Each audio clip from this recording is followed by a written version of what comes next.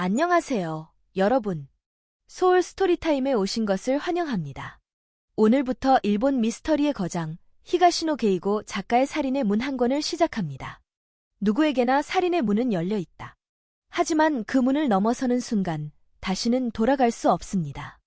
과연 그 문 너머에는 무엇이 기다리고 있을까요? 지금 함께 그 비밀 속으로 들어가 보시겠어요? 시작합니다. 19장. 스스로 그만두는 형식으로 회사를 나가면 어떻겠느냐고 인사과에서 제안해왔다. 그러면 많지는 않더라도 퇴직금을 줄 수 있다고 했다. 아직 젊으니 앞날도 생각해야 하지 않겠어요? 해고되는 것과 스스로 그만두는 건 천지 차이입니다. 가령 다지마 씨가 다른 회사에 취직하려고 할 때 그 회사에서는 반드시 우리 회사의 다지마 씨에 대해 물어볼 겁니다. 그럴 경우 우리가 다지마 씨에게 불리한 얘기를 하면 안 좋지 않겠어요? 우리는 스스로 그만둔 사람을 나쁘게 얘기하지 않아요. 인사과 남자가 코를 벌렁거리며 경쾌한 어조로 말했다. 면담을 시작할 때 그는 내게 서류 하나를 보여줬다. 거기에는 누군가를 면담한 내용이 담겨 있었다. 나의 사기성 아르바이트에 관한 것이었다. 면담 대상의 이름은 가려져 있었지만 시바야마일 것이라고 나는 확신했다. 내가 그 내용을 부정하면 인사과에서는 조사를 계속할 것이고 끝내는 가나에까지 불러 얘기를 들어볼 것이다. 가나에가 나를 위해 거짓말을 하리라고는 기대할 수 없었다. 일신상의 사유로 그만두는 걸로 하면 되겠죠? 작은 남자가 나를 비스듬히 올려다보며 물었다. 이 순간을 기다렸다는 듯한 표정이었다. 네? 나는 고개를 끄덕였다. 만사가 귀찮았다. 그날 고스기에게 회사를 그만두게 되었다고 말했다. 칼부림 사건 이후 나에 관한 소문이 하도 많이 나돌아서인지 그는 별로 놀라지 않았다. 그나마 침통한 표정은 보여주었다. 그에게만이라도 진실을 알려주고 싶어서 나와 호즈미 인터내셔널의 관계, 가나에를 통해 정보가 새어나갔다는 사실 등을 숨김없이 털어놓았다. 내 얘기를 다듣고 난 그는 자신의 긍지인 뒤로 깔끔하게 빗어 넘긴 머리가 헝클어질 정도로 머리를 벅벅 긁었다. 그 미팅 때문에 이런 사태가 벌어졌구나. 내가 가나에를 소개하지만 않았어도 내가 회사를 그만두는 일은 없었을 텐데. 아니야, 마음 쓰지 마. 그런 질 나쁜 아르바이트를 한 게 잘못이지. 그리고 너는 나한테 가나에를 만나지 않는 게 좋겠다고 조언까지 했잖아. 그 여자, 역시 남자 후리는데 선수였어. 인생 공부 한 번 제대로 했지. 앞으로는 조심할 거야. 고스기는 힘없이 고개를 끄덕이며 여자는 무서워라고 중얼거렸다. 그 말에 나는 더할 수 없이 참담한 심정이 되었다. 내가 저지른 잘못이 지난날 아버지가 저질렀던 잘못과 별반 다르지 않다는 생각이 들었기 때문이다.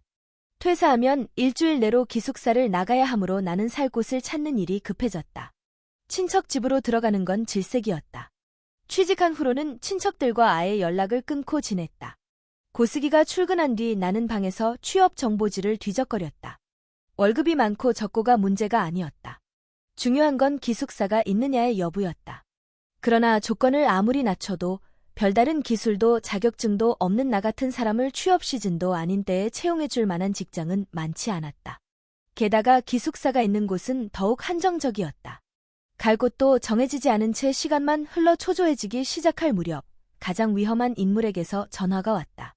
말할 것도 없이 구라모치 오사무다. 잠깐 만나자는 것이었다. 그 후로 어떻게 됐는지 듣고 싶기도 하고 다른 할 얘기도 있고 해서 만날 필요 없다고 단호하게 거절했어야 했다. 이 녀석이 나를 이 지경으로 만든 장본인이라는 사실을 되새겼어야 했다. 그러나 아차 싶었을 때는 이미 그와 만날 약속을 한 후였다. 고백하자면 누군가와 얘기를 나누고 싶었다.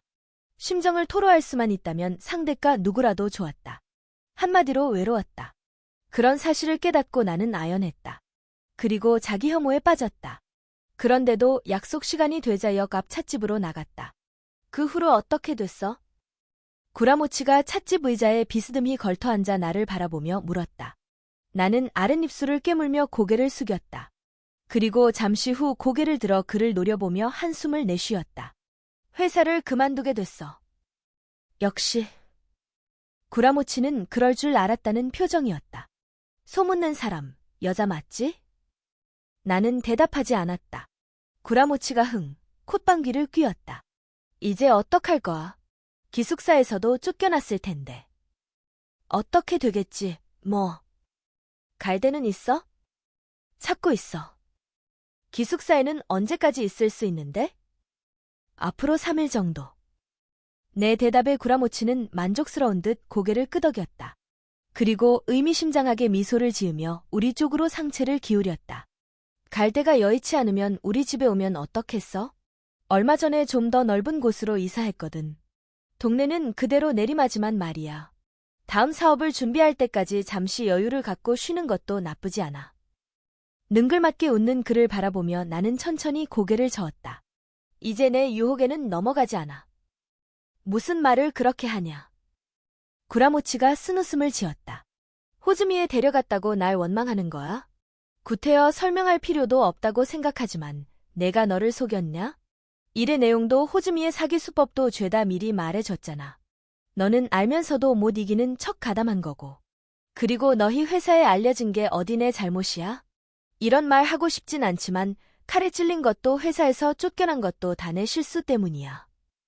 구라모치는 마치 외국 영화에 나오는 배우처럼 양손을 흐느적거리며 말했다. 대꾸할 말이 없었다. 그의 말이 다 옳았다. 그러나 인정하고 싶지 않았다. 정 싫으면 강요하지 않을게. 하지만 만약 갈 데가 없으면 연락해. 3일 내로 무슨 수라도 생기면 좋겠네. 나는 시큰둥하게 고개를 끄덕였다. 할 얘기는 그것뿐이야? 아니, 더 중요한 용건이 있어. 하지만 다음에 하자. 타이밍이 안 좋아. 그리고 그는 계산서를 집어들더니 카운터로 갔다. 그때만 해도 내가 구라모치의 집으로 들어가는 일은 없을 거라고 생각했다. 저놈과 엮여서 좋았던 적이 단 한 번도 없었다고 스스로에게 몇 번이나 상기시켰다. 마침내 내일이면 기숙사를 떠나야 하는 날이 왔다. 밤에 짐을 정리하는 내게 고스기가 말을 걸었다. 갈 데가 정해지면 꼭 알려줘. 그래, 알았어.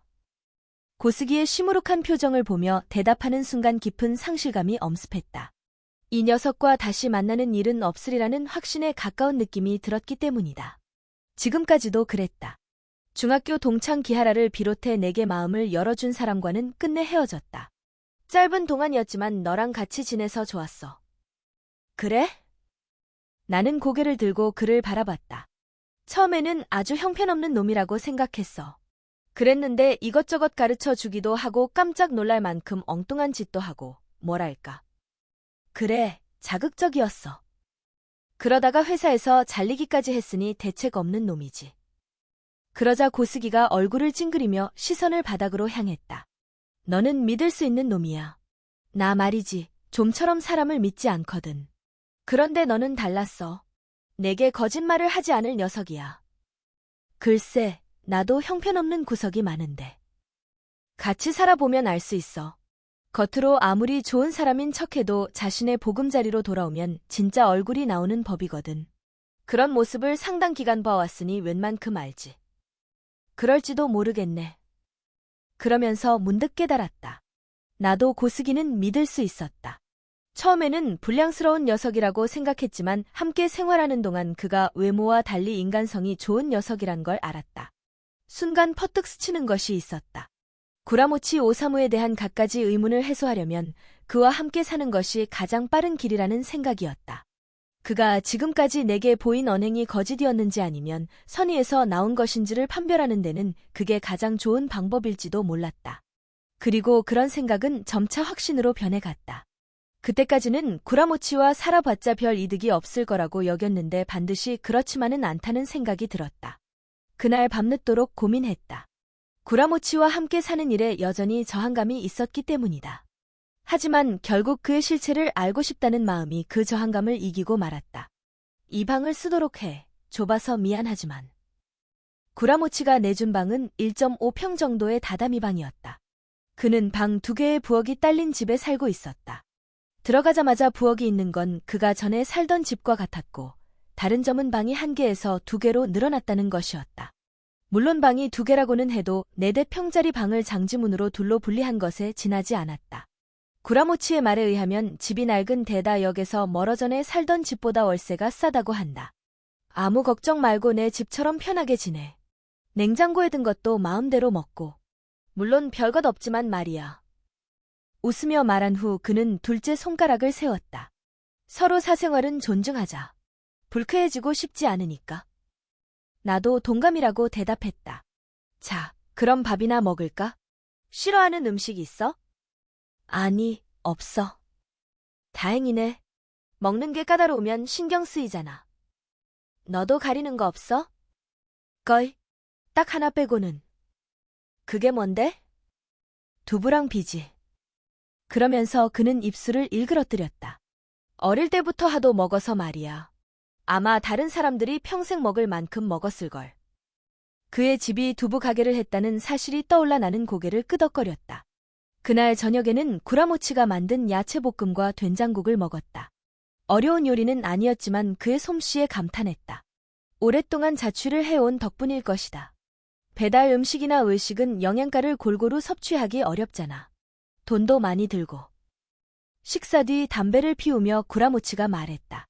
음식 솜씨가 좋고 두부와 비지를 싫어하며 담배는 세븐스타. 하나같이 몰랐던 사실이었다. 지금은 무슨 일을 해? 평범한 일, 한마디로 세일즈라고 할 수 있어. 또? 이번에는 뭘 파는데? 금, 골드 말이야. 저번에는 보석이더니 이번에는 금이야? 그렇게 의심스러운 눈초리로 바라보지 마. 평범한 일이라고 했잖아. 설마 또 다단계를 하는 건 아니겠지? 그러자 구라모치가 어깨를 으쓱하며 쓴웃음을 지었다. 그런 거 아니야. 그저 한 집 한 집 다니면서 파는 거지.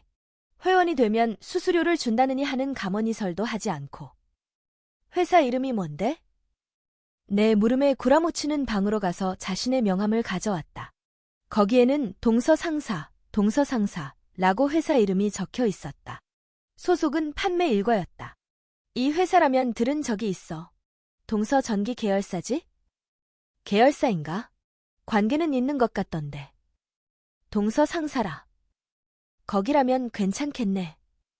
내가 명함을 들여다보며 중얼거렸다. 동서전기는 일본에서도 5손가락 안에 드는 가전업체였다. 이런 회사에 용케 들어갔네. 아는 사람이 소개해줬어. 정규직은 아니야. 세일즈맨은 대부분 임시직이거든. 실적이 안 좋으면 바로 잘려. 힘들겠다. 할당량이 정해져 있어서 그걸 달성하기가 힘들지만 익숙해지면 할 만해. 성과에 따라서는 특별 보너스도 나오고.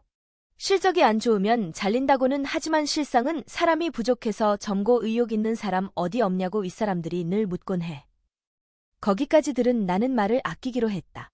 그가 무슨 말을 하려는지 눈치챘기 때문이다. 호즈미 인터내셔널의 아르바이트를 권유받았을 때의 일이 떠올랐다. 너한테 할 얘기가 있다고 했지? 구라모치가 말했다. 실은 바로 이 일이야. 아직 일을 못 구했다면 너를 우리 회사에 소개하려고. 나더러 금 세일즈를 하란 말이야? 다단계 아니라니까? 구라모치가 희죽희죽 웃었다. 나는 잠시 고민하는 척하다가 고개를 저었다. 고맙지만 거절할래. 당분간은 평범한 일을 할 거야. 이게 평범한 일이라니까. 하지만 강요는 안 할게. 구라모치의 말대로 그의 일이 평범해 보이긴 했다.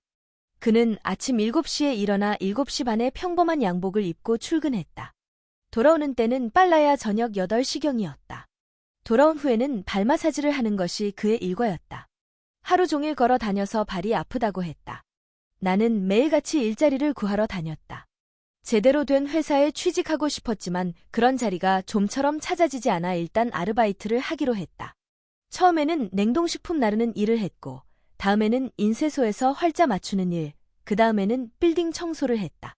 대걸레로 바닥을 밀고 다니면서 나와 같은 또래의 남자들이 당당하게 활보하는 모습을 바라본다는 건 매우 굴욕적이었다. 언제까지 일해야 하나 싶은 초조감이 늘 머릿속에 가득했다. 집안일은 구라모치와 나누어 했다.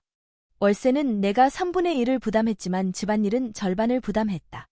구라모치는 내 요리 솜씨가 부족해도 불평하지 않았다. 처음에는 뭔가 함정이 있는 것 아닌가 의심하던 나도 차츰 그런 상황에 익숙해져 갔다. 객관적으로 볼 때 구라모치와의 동거는 분명 이득이 되는 선택이었다. 구라모치의 수입이 얼마인지 자세히는 몰랐지만 또래의 샐러리맨보다 많이 버는 건 분명해 보였다.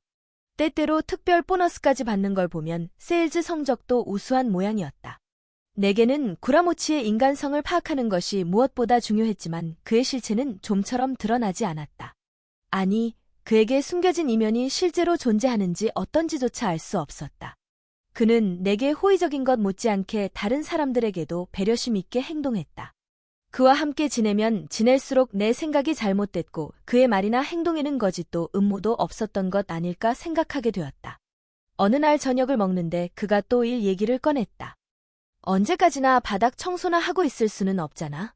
너는 아직 젊으니까 상관없다고 생각할지 모르지만 지금 실무 경험을 쌓지 않으면 갈수록 입지가 좁아지고 말아.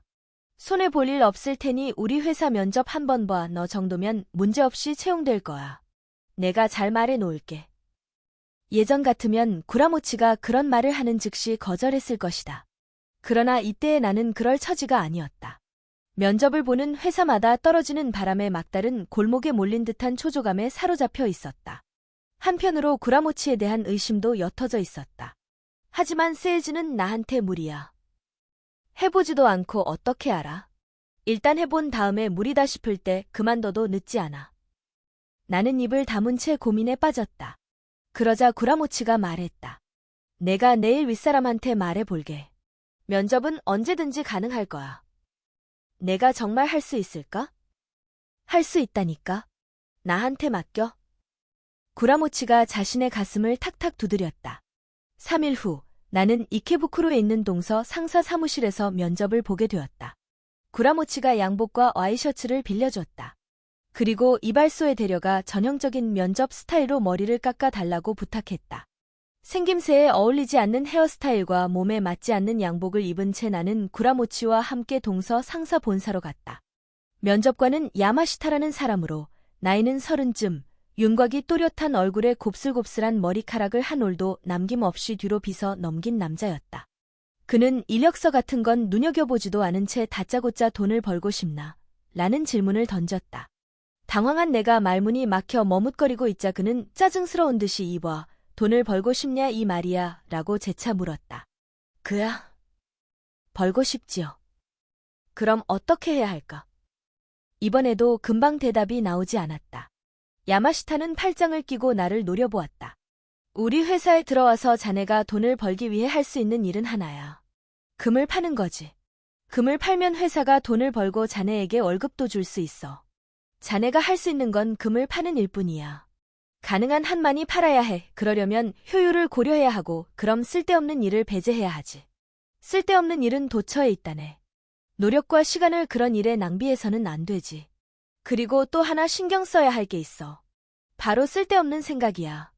자네가 생각해야 할 것은 어떻게 하면 금을 많이 팔 수 있을까 하는 것뿐이야. 그 외의 생각은 다 쓸데없다고 해도 지나친 말이 아닐세.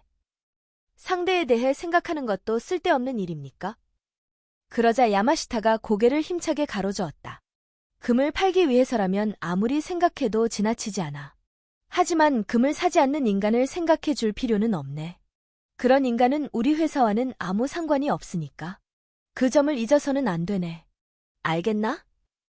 야마시타의 물음에 나는 나도 모르게 구라모치를 곁눈질했다. 그가 고개를 살짝 끄덕했다. 그 모습을 보고 나는 야마시타에게 대답했다. 알겠습니다. 좋았어. 채용하지. 그럼 곧바로 시작하게. 지금 바로. 말씀입니까? 놀란 내가 물었다. 당연하지.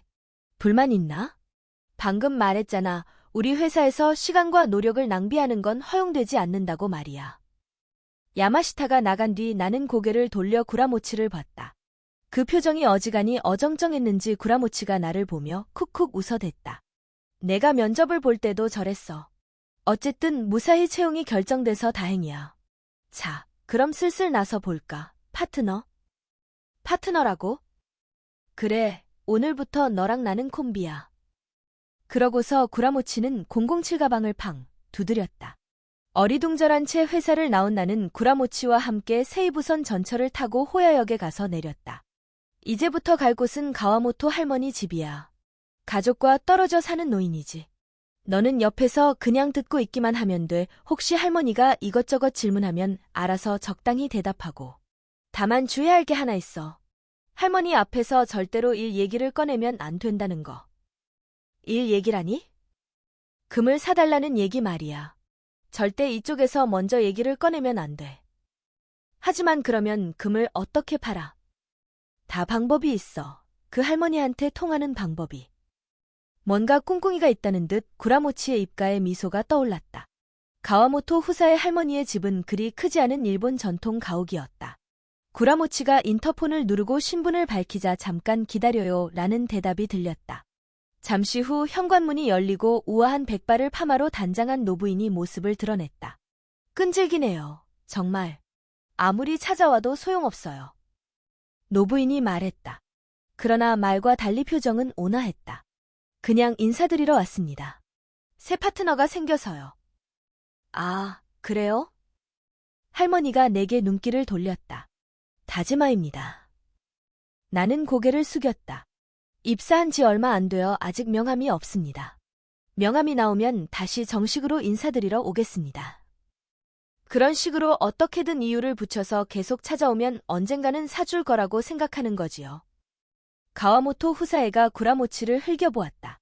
그런 건 포기한 지 오래입니다. 구라모치가 손을 내저었다. 이 댁에 들르는 건 잠시 숨을 돌리기 위해서예요. 오늘도 오이즈미 학원 쪽에 고객이 계셔서 그분을 뵙고 돌아가는 길에 들른 것뿐입니다. 미안하네요. 좋은 고객이 되어 주지 못해서요. 전에도 말했지만 아들이 그런 데는 절대 손대지 말라고 하도 잔소리를 해서 말이지요. 네, 잘합니다. 아무리 말씀드려도 이해해 주시지 않으니 아쉬운 마음은 있지만 그렇다고 무리하실 필요는 없습니다. 그리고 구라모치는 가방을 열어 조그만 종이 봉지를 꺼냈다. 오는 길에 이케부쿠로의 백화점에서 산 것이었다. 이거 별것 아니지만. 노부인의 안색이 눈에 띄게 밝아졌다. 아, 이거 모모야마 제과의 모나카지요. 이런 걸 받아도 되려나. 받으세요. 제 용돈으로 산 거니까요. 구라모치가 은밀한 이야기라도 하듯이 한 손으로 입을 가리며 말했다. 잠시 노부인과 세상 돌아가는 얘기를 나눈 후 우리는 그 집을 나왔다. 결국 금 얘기는 한마디도 꺼내지 않았다. 그래도 되느냐고 구라모치에게 물었다. 괜찮아. 저 노인네한테는 그걸로 충분해. 너도 이 근처에 올 일이 있으면 얼굴을 비치고 한 5, 6분 얘기 나누도록 해. 하지만 금은 안 사줄 거 아니야. 이거 야마시타 씨가 말한 쓸데없는 짓 같은데? 내 말에 구라모치가 걸음을 멈추고 팔꿈치로 가볍게 내 옆구리를 찔렀다. 괜찮다니까? 그리고 그는 빙글 웃었다. 이거 야마시타한테 배운 수법이야. 그 순간 어쩌면 나는 또다시 구라모치의 덫에 걸린 것일지도 모른다는 불길한 생각이 머리를 스쳤다. 자, 여러분. 오늘은 히가시노 게이고의 살인의 문 한 권, 19장까지 함께 들으셨습니다. 살인이라는 무거운 주제, 그리고 점점 조여오는 긴장감.